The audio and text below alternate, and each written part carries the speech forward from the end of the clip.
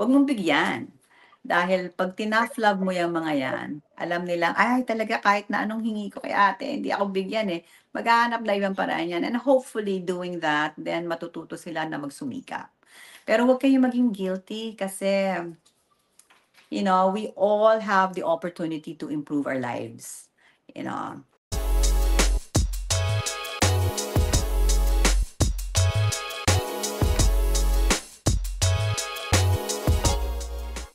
I For know. the people who are watching, what is your encouragement to them na parang ginawang ATM na yung sila?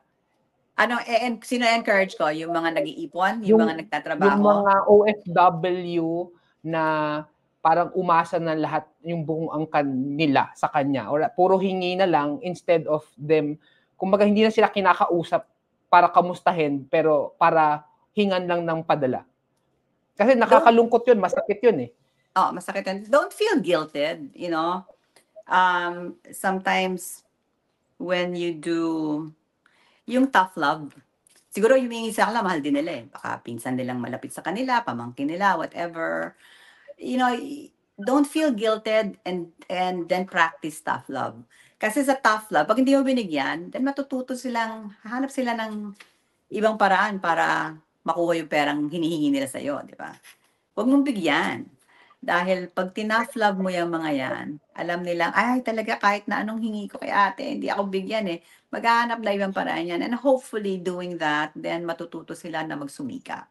Pero huwag kayong maging guilty kasi, we all have the opportunity to improve our lives, you know? Ngayon, gano'n sila dahil tamad sila, then hindi natin kasalanan yun. Huwag kayong mag-guilty.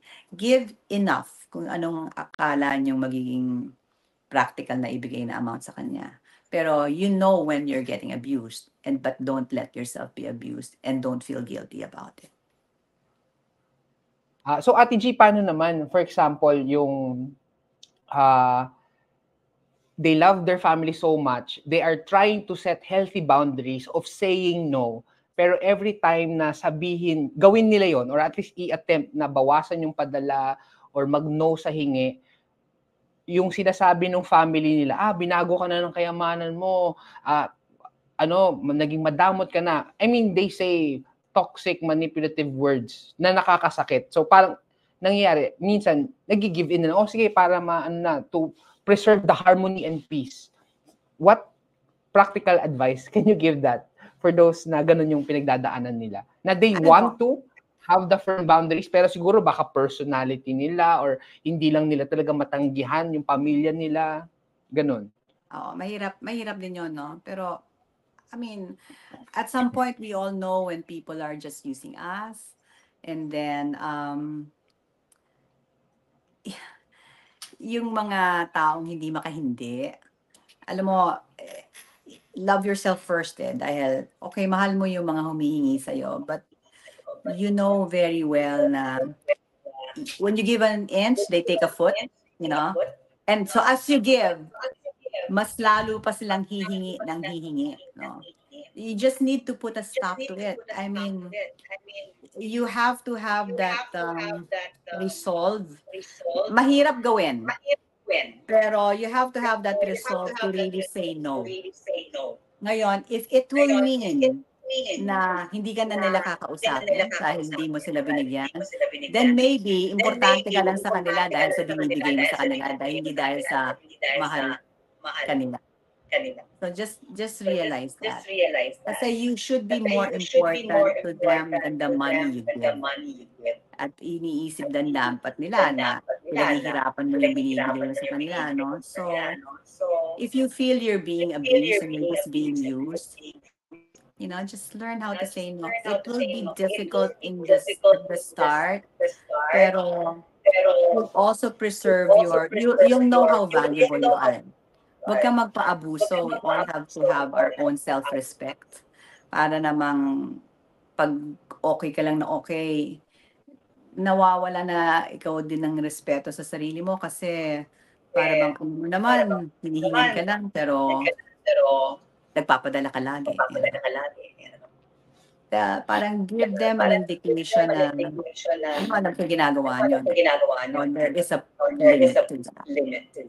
Mahirap gawin, pero they really should be ready to, baka hindi sila mag-usap for a while. Then, kung matitiis na yon, hopefully it will provide a certain lesson to their relatives. I don't know. I mean, people have different takes on how they are being treated. Basta tayo, alam mong you're well-meaning, and even if you did something that is not what they expect, pero ang goal mo doon para maturuan sila. Alam mo naman na ang values mo Go by what you think is right. Hindi dahil hindi ka nagbigay masama ka. Yeah. And I also believe what you tolerate, you will never change. So if you really want to have change in that, you need to be firm. Kahit masakit or masakit yung mga words because of the adjustments, you need to bite the bullet. You need you need to face it. As we are talking about family, Ate G, you said you have 2 daughters, and as I was also watching your YouTube channel, how did you raise up your 2 daughters who are independent? Siguro ito parenting tip na to kasi syempre you want your daughter not to be dependent on you, right? How did you set them up for success? Ano yung mga parenting strategies mo? Ewan ko kung kailangan yung emulate ang parenting strategy ko. Pero, I've always been very practical with my kids. So knowing that I became successful as a nurse, then I've always encouraged them to take up healthcare courses, not necessarily nursing. And then, of course, we live the life of frugality, which they saw, kaya instilled na sa kanila yung pagtitipid, bata pa lang sila. And they are practicing that now. In terms of college education, dito kasi sa States, like they always say, if you do the thing that you love, then you have never worked a day in your life, something like that. But then, reality is, if what you love would not provide you income, I don't think you will be happy with that. So I instilled that in their mind. So when they were starting, I have to be brutally honest with them that what they really want to take in college may not provide them income. But if they choose a course that is for sure will provide them good income when they graduate, then they can indulge in their passion later on. And then they can support that passion. And then if they become successful in that passion, then double whammy silang, they're successful 2 times. Dahil nakasupport nila yung passion nila by taking something that have made them self-sufficient, and then naging successful pa sila sa passion nila. But if they don't become successful in their passion, they have a fallback. It's the fallback that I always talk about.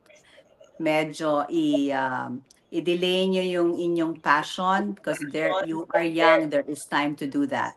But get into a course that will provide you self-sufficiency and then indulge in your passion. So yon, it wasn't easy doing that. May mga naging struggles kami relationship-wise to make them understand that. Kasi mga bata sila, no? They're not yet that mature to understand what I'm talking about. They're in a sea of high school students who ang nasa isip ay kumuha ng student loan at pumunta out of state para mag-aral for college. Ang sabi ko sa kanila, dito kayo in-state college para mas mura at hindi nyo kailangan mag-dorm. It's always been the practical side. And then ang State University was only 10 minutes away from us driving. So what is the sense of staying in a dorm? So yun. And then it was very difficult to do that in the beginning sa panganay ko. And almost 4 years in difference na nung second ko. By the time my second was going to college, parang na-prove na nung panganay ko na tama ako. So, siya na nag-convince sa kapatid niya to do what's better. At least yung naging testimony is si panganay, siya na yung nag-convince. Nanggaling sa kapatid. Convincing. Yeah. Yeah. Pero Siguro mahirap question ah. ko din. Yeah, I'm sure. My question is for people who are watching, kasi you said at least in the country you're in the US, at least the potential for sustained income is in the healthcare profession. What if the person who's watching gustong mag-abroad, hindi, yun kumbaga hindi talaga talented or dexterous sa healthcare, yun talagang kahit nag-try, hirap na hirap. Is healthcare just the only option or ano pa yung mga options na pwede para at least magkaroon ng lifestyle na it can pay you in the long run? Oo. Hindi naman, meron naman, you can become a teacher. And then from teaching, you can go into administrative, principal, assistant principal, which pays good money. You know, there are other, I know that not everyone's built to become a healthcare workers, But we also believe that it's not in how much you earn, it's in how much you save. So, if you're saving enough, kahit maliit ang income mo, makakaipon ka and it will improve your life. Pero kahit malaki ang kita mo, pero hindi ka nag-iipon ng tama, then hindi ka uunlad.